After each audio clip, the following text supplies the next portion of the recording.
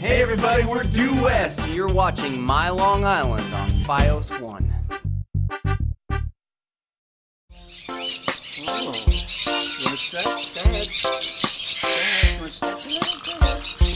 Wow.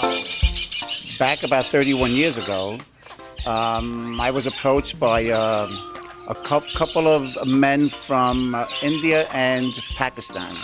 And they offered me to go into business in importing exotic birds.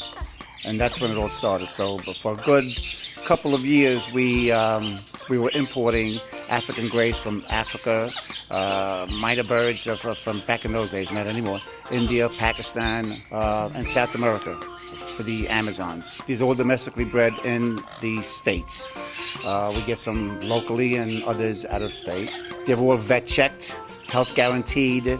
They were banded when they were little babies, showing that they were captive bred. All of them, no matter what size they are or no matter what the price is, they're very, very sweet. That's the key. Actually, the first thing I do is I walk around and go, "Hello, babies," and I say hello to every little bird as I walk by. I come by near my birds here, and then just start getting involved.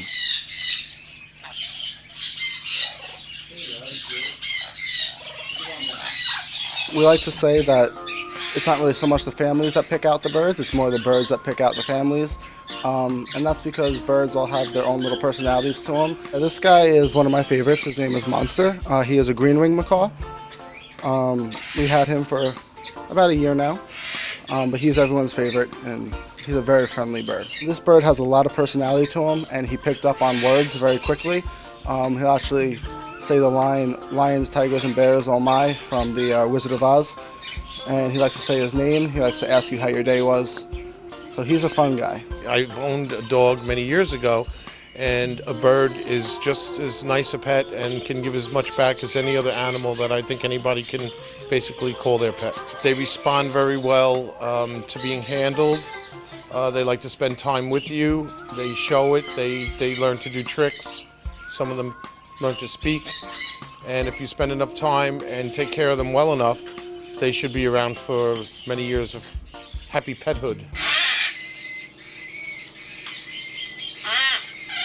All our babies are hand-fed. We get them in when they're approximately 4, 5, 6 weeks of age. When they come in, we put them in the tanks first with heat above.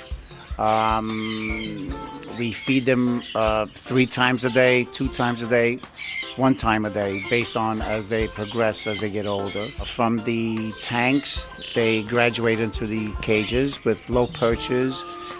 We start to add food, some seed, mostly pellets, fruits and vegetables to wean them off. And this is done according to the size of the bird. So it would be the small pieces, small seeds, or larger as the size for the size of the bird.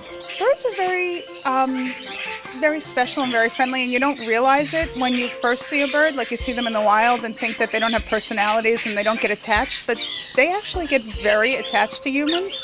And I've had one since I was a little girl, so just kind of adding to the clan. As soon as I go near the cage, they start squawking, and they come running up to the part of the cage where I'm at, and they actually try and push their way out to get closer to you. And then once you pick them up, they try to burrow into you. So they get very attached, and it's very obvious. Okay, kiss. Kiss. Kiss. Kiss. Kiss your sister. Kiss. Kiss.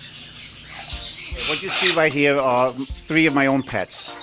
They live at the store. We have Princess, Blue, and Mr. Mealy. Princess is living here 29 years. The other 2 are probably living here 26, 27 years. They're my sweethearts. I love them. This is their play gym.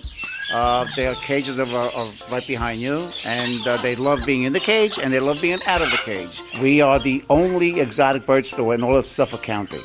There's no other. We specialize only in exotic birds. The only thing that goes on here is come in the morning, take care of birds, leave at night, and all day long until you've done. We hand feed them, meaning we take them out of the tanks or cages, and they're handled, they're hand-fed. Probably everyone that works here will kiss them at any point before they put them back. So they're handled constantly as they become weaned off on their own feedings.